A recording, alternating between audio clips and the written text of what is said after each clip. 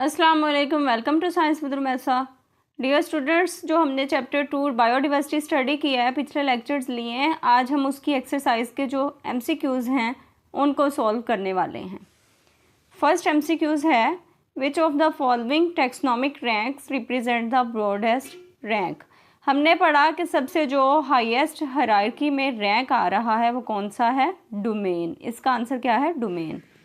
अब second question है, second MCQs है, which characteristics is unique to organisms in the domain archaea. अब जो डोमेन आर्की है उसमें जो जानदार हैं उनकी क्या खसूसियात थी? Ability to live in extreme environments. हमने देखा ना कि वो साल्टी वाटर में भी रह सकते हैं, डेजर्ट इकोसिस्टम में भी रह सकते हैं, मतलब कि वो एक्सट्रीम इन्वायरमेंट में जैसा मर्जी इन्वायरमेंट हो वो सर्वाइव वहाँ पे कर सकते हैं। फिर थर्ड एमसीक्यूज़ है, which of these statements is not related to bacteria.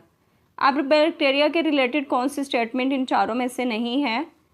Do not have a nucleus. अब बैक्टीरिया तो है ही प्रोकैरियोट, उसके अंदर तो न्यूक्लियस है ही नहीं, तो ये स्टेटमेंट ठीक है। Cell wall made of peptidoglycan. Peptidoglycan भी सेल वाल पेप्टाइडोग्लाइकेन से ही उसकी सेल वाल बनी होती है, जबकि वो हेट्रोट्रोफिक भी है। ये तीनों स्टेटमेंट्स जो है ये तो बैक्टीरिया के रिलेटेड है, लेकिन हमने देखनी है कि कौन सी बैक्टीरिया के रिलेटेड स्टेटमेंट नहीं है, तो वो ये फोर्थ वन है, have chlorophyll in their chloroplast. ठीक है, अब क्लोरोफिल तो उसमें ही होगा ना कि जो फोटोसेंसिस कर सकता होगा, तो बैक्टीरिया जब है ही हेट्रोट्रोफ तो वो फोटोसेंसिस कैसे कर पाएगा? वाटरट्रोफ तो नहीं है ना, तो ये फोर्थ वन जो है ये स्टेटमेंट उसके रिलेटेड नहीं है। अब फोर्थ एमसीक्यूज है, which of these organisms belong to the domain Eukarya. अब डोमेन यूकैरिया जो है उससे कौन कौन से जानदार बिलोंग करते हैं? यीस्ट इसका आंसर है। फिफ्थ एमसीक्यूज है, which of the following is a key characteristic that distinguishes eukaryotic cells from prokaryotic cells. अब वो कहते हैं कि प्रोकैरियोटिक सेल्स और यूकैरियोटिक सेल्स का आपस में कौन सी खसूसियत ऐसी है जो फ़र्क कर रही है?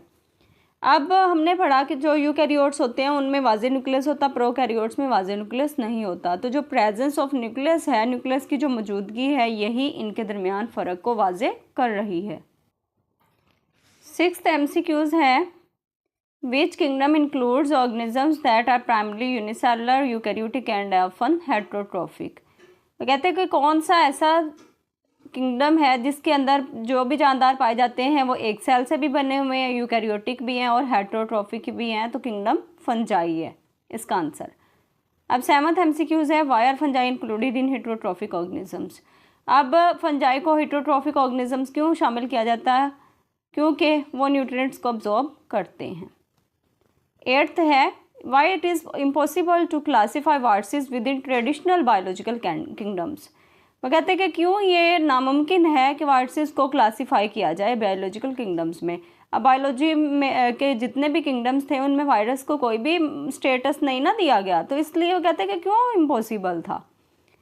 वो इसलिए इम्पॉसिबल था, they lack cellular structure and organelles, क्योंकि वो सेल्स से मिलकर भी नहीं बने हुए थे और उनके अंदर ऑर्गेनालिज भी मौजूद नहीं थे, इसीलिए इम्पॉसिबल था। इसका जो फर्स्ट वन है ये इसका आंसर है। नाइन्थ क्वेश्चन है, which of the following is the correct way for writing the scientific name of humans. अब जो हम इंसान है हमारा साइंटिफिक नेम क्या है? Homo sapiens.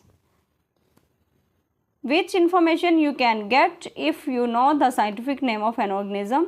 अब देखें, साइंटिफिक नाम किसी भी चीज़ को देना है तो उसके लिए कौन कौन सी मालूमात होनी चाहिए? एक तो जीनस का नाम होना चाहिए, एक स्पीशीज़ का नेम होना चाहिए। जैसे हमारा नाम होमो सैपियंस है ना, तो होमो क्या है? जीनस का नेम है, और सैपियंस क्या है? हमारी स्पीशीज़ का नेम है, तो इसलिए ये दोनों नेम आपको मालूम होना ज़रूरी है। उम्मीद करती हूँ आज का टॉपिक आपको अच्छी तरह समझ आ गया होगा। अब नेक्स्ट वीडियो में इस चैप्टर के शॉर्ट क्वेश्चंस को स्टडी करने वाले हैं। तब तक के लिए अल्लाह हाफिज़।